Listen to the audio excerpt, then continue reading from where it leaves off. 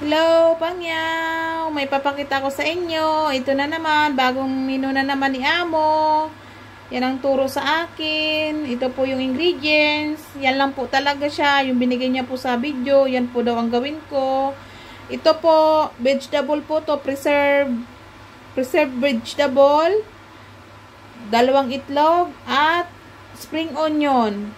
Yan lang daw po yung ingredients ng aking menu ngayon para sa kanya. Ito pong spring onion, hihiwain po natin ito maliliit. Tapos, ito po, hugasan ko po ito ng maayos. Ang paghugas ko po nito, Pangyaw, hihiwain ko siya ng maliliit. Tapos, bababad ko sa tubig. Pagkababad sa tubig ng 2 beses, hugasan, 3 beses. Yung pangatlong beses, mainit na tubig ang ihugas. At pang-4 na beses, yung malamig na po.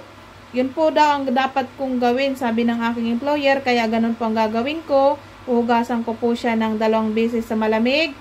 At 1 beses sa mainit na tubig. At malamig na tubig. Bali, 4 na beses ko po siyang huhugasan, Pangyaw. Start na po tayo. Ayan na, Pangyaw. Nahiwa ko na yung spring onion. Binabad ko po sa mainit na tubig yung preserved vegetable. Nahiwa ko na rin po siya. Nahugasan ko na rin po siya ng 3 beses.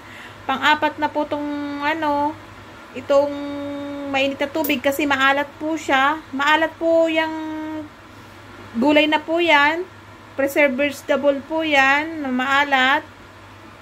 At napisa ko na rin po yung 2 itlog. Yan. Babanlawan ko na po yung preserve para mahalo na po rin natin siya sa itlog. Ayan na, Pangyaw.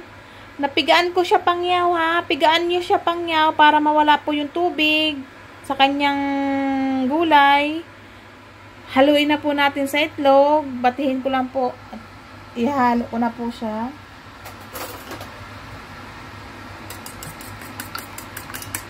Bati-bati lang po. Ayan. Nahalo ko na siya. Bati ko ng ayos yung itlog, Pangyaw. Ilagay na natin yung ingredients.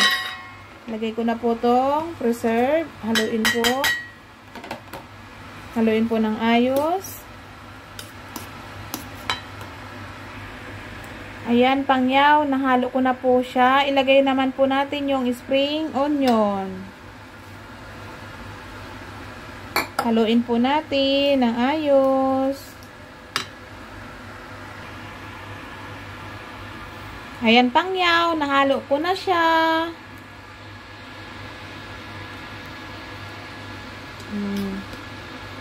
Pipirtuhin lang po natin siya, Pangyaw.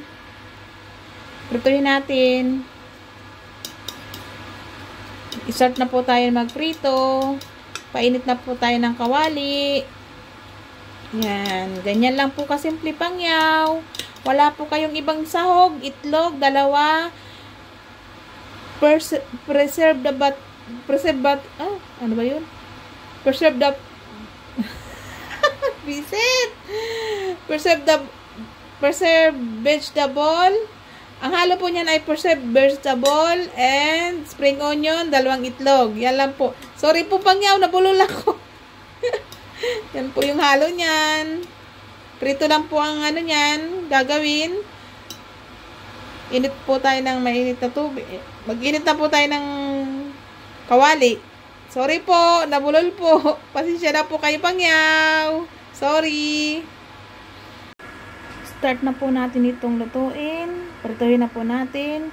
Nagsalang na po ako ng kawali. Pinainit ko na po. Lagyan na po natin ng mantika.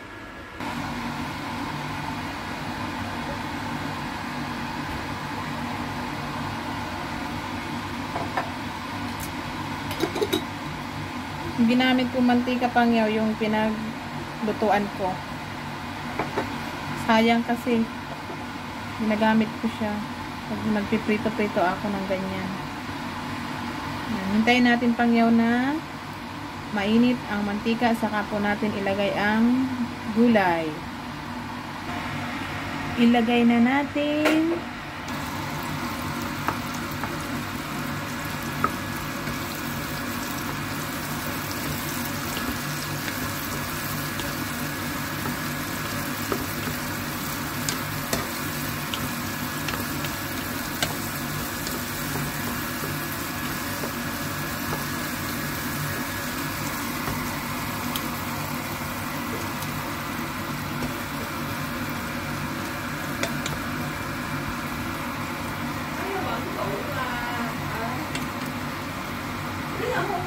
Takpan natin pangyaw. Ayan na pangyaw, nabaliktad na po natin. Ang hirap niyang baliktarin. Medyo marimar. Ayan na pangyaw, luto na po siya. Oh, 'di ba? Nilagay ko na diyan. Ang hirap niya pangyaw baliktarin, kaya kailangan mong pasensya ang luto. Tinaob ko po siya diyan. Ayan na po yung dish ng bagong pinagawa sa akin ng aking employer. Tinaob ko po yung kawali para lang po mabaliktad. Nilagyan ko po ng takip, tapos binaliktad ko po. Yung tinakip ko po ay aluminum po na plato. Ganyan po pangyaw. Ginanyan ko muna sa kawali, tapos tinaob ko yung kawali. Tinaging ganyan na po. O, di ba? Pagbaliktad ko, ganun ulit po ang ginawa ko. Kaya nagganyan pong buo siya. Pero kung sunshape po ang gagamitin nyo, hindi po yun babaliktad, madudurog po. Yan. Kaya po yun nabuo kasi ganyan ang ginawa ko. Binaliktad ko sa kawali. Ginanong ko po yung kawali. Ginanong ko po. Ganyan.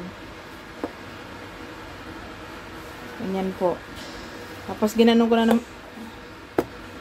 ko na naman po yung kawali para lagay dyan. Ganyan na po. Ganun lang po pagbaliktad niya. Kaya ingat lang po kayo kasi yung mantika, pag nagluto po kayo niyan. Ayan na pangyaw, luto na. Thank you for watching. Bye-bye. Ingat po kayo lahat dyan. Salamat sa inyong panonood. Please subscribe. Salamat pangyaw. Bye-bye.